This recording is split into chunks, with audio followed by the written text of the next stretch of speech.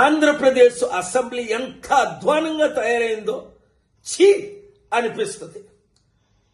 లక్షల కోట్లు ఖర్చు పెట్టి అప్పులు చేసి అసెంబ్లీలు నడుపుతూ ఎమ్మెల్యేలు ఎంపీలు వేలు కోట్లు సంపాదించుకుంటూ రైతుల కొరకు గాని, నిరుద్యోగుల కొరకు గాని, స్టీల్ ప్లాంట్ కొరకు గాని, ప్రత్యేక హోదా కొరకు గాని నేను ఫైట్ చేస్తున్న ఒక్క ఎమ్మెల్యే గాని ఒక్క ఎంపీ గాని మద్దతు ఇవ్వడం లేదు సరికదా.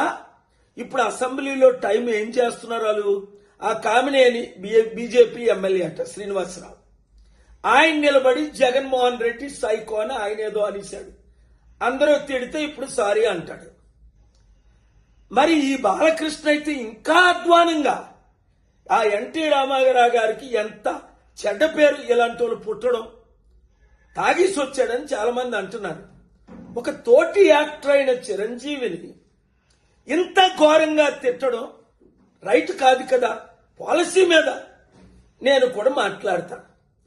ఇప్పుడు పవన్ కళ్యాణ్కి జ్వరం వచ్చేసింది అది దెబ్బకి. మరి నిజంగా జ్వరం వచ్చిందో ఈ తట్టుకోలేక తప్పించుకున్నాడు. ఎందుకంటే చంద్రబాబు నాయుడు కొరకు రోడ్ల మీద పడుకొని ఒక్క ఓటు చేల్చకూడదు, జగనే నా శత్రు అంటే అన్నయ్యను తగట్టు పెడతా, ఒక అన్నయ్యకి ఎమ్మెల్సీ తీసుకుంటా, ఒక మంత్రి పదవి తీసుకుంటా.